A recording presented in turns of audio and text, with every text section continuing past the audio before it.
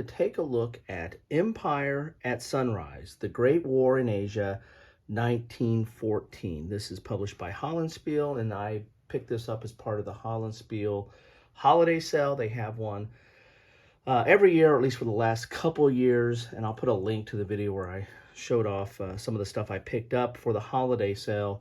This is something I've had my eye on for some time for several reasons. First off, it was nominated for the Charles S. Roberts Award, so that always gives me a chance to take a look at. Whether I agree with them or not, this is something that is worthy of taking a look at. And then secondly, this is a unique topic. We're talking about World War I in the Pacific. This is where Japan was trying to get in on the action and take over some of Germany's colonies and holdings over there during World War I. So I'm not aware of any other game that goes to the lengths to cover that, or that conflict, or the aspects of the Pacific War in World War I. So as you probably see from some of the offerings on my channel, I am a sucker for a unique game title, and this is very unique. This is designed by John Gorkowski, who has done some other naval games as well as other games, and so this is an interesting design that I wanted to take a look at. Take a look at the back of the box. I mean, as you can tell, this is typical Hollandspiele / Blue Panther production. It's got the same box. It's going to have a paper map, I expect. It's going to have laser cut counters, and if there's cards, it will, they'll all be about the same quality.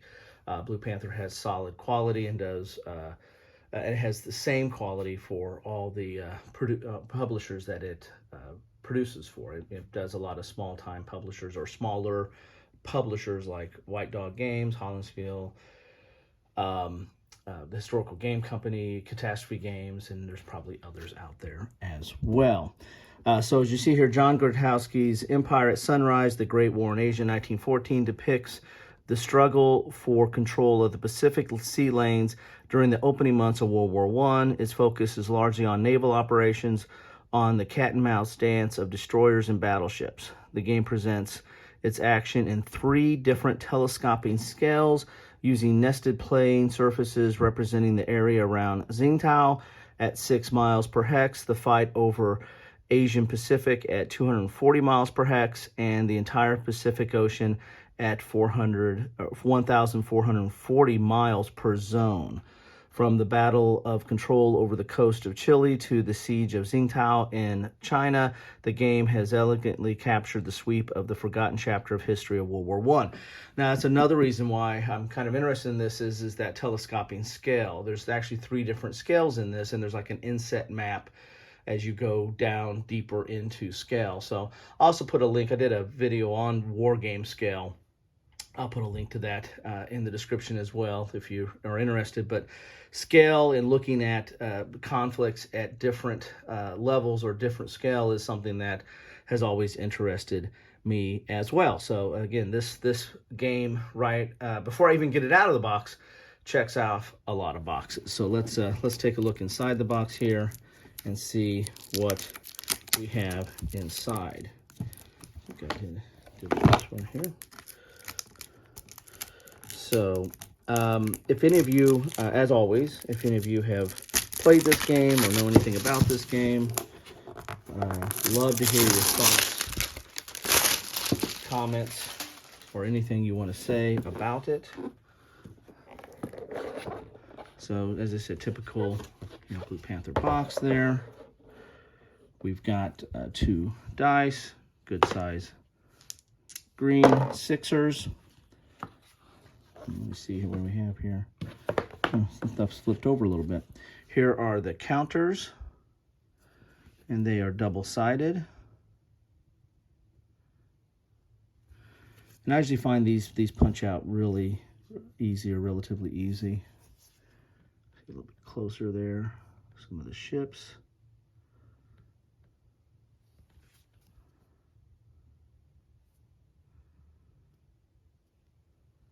So you got some German, some British, and I would assume some Japanese in there too. Yeah. So there you have the counters. One counter sheet.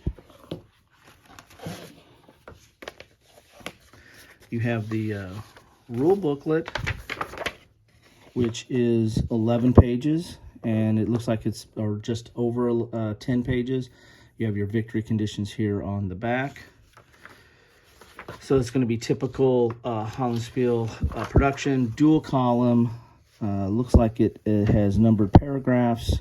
So you've got introduction, geography, counters, and for the bullets, they have like little ships for your bullets for your sub-paragraphs there. There's some, let's see, artist notes. So there's some notes throughout here, historical notes, design notes. They're shaded.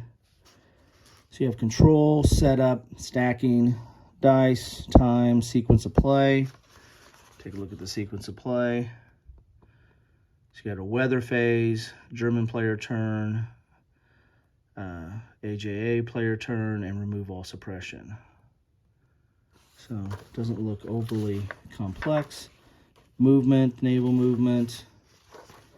interception, naval combat. There's an example of the battle box there.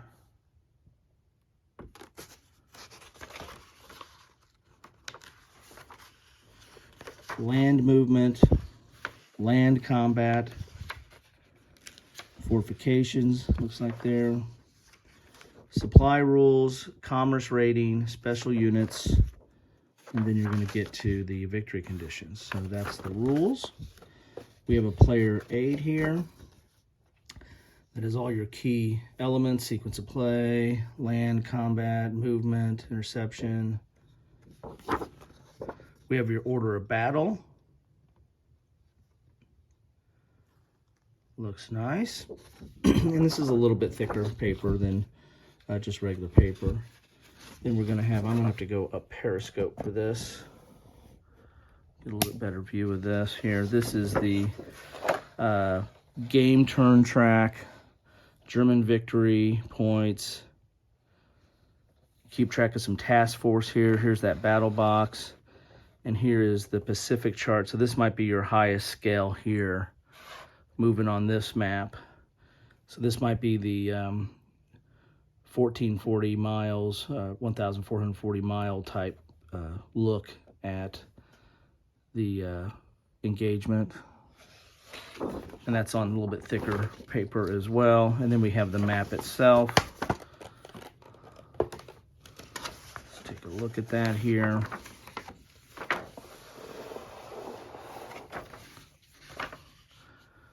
So as you can see here, it shows the whole map. So here is the Pacific Ocean, mainly around, you have India, Siam, Sumatra, Borneo, French Indochina, China, and Japan up there, Philippines. And then here's this inset map. So this is Tsingtao. And Tsingtao is up here. It's on the south side of the Shandong Peninsula. So I've actually been there. So that yet another reason why I have a little bit of interest in this game here. So here's the inset map for Tsingtao. So you have that large naval map, which is here, where you'll have some tracking actions on that. Then you'll go to this map, and then for even closer combat, which I imagine some of the land combat's probably going to be taking place around here, around Tsingtao. So this is awful shiny there. Let's get some of the shine off there, so you can see that. So you've got your three different scales there. So that is really interesting, and I like that. This as I said, I've always had an interest in scale and how games portray that, especially similar conflicts at different scales. And that's kind of part of my deep dive series, which I need to pick back up again. I haven't done one of those in a while. But this is what you get in a box of Empire at Sunrise from Hollandspiele Games, designed by John Gorkowski. Love to know your thoughts on this. I'm interested in this. Just it doesn't look overly complex, but yet you're dealing with 3 different scales. You're dealing with naval combat predominantly, but also land combat and a siege. It's a topic that's not covered, rarely covered, if at all, by other war game designers or publishers. So this again checks a lot of boxes for me of something that I want to dive into. So anyway, love to know your thoughts. Thanks for stopping by, and the best way I know you stop by is by dropping off your thoughts. Dropping off a comment. Let me know what you think. Whether you're interested in this or not, whether you look at this, not your cup of tea, or something you could look and go, wow, I never heard of this. So this looks something a little bit different. So anyway, thanks again, and have a good one.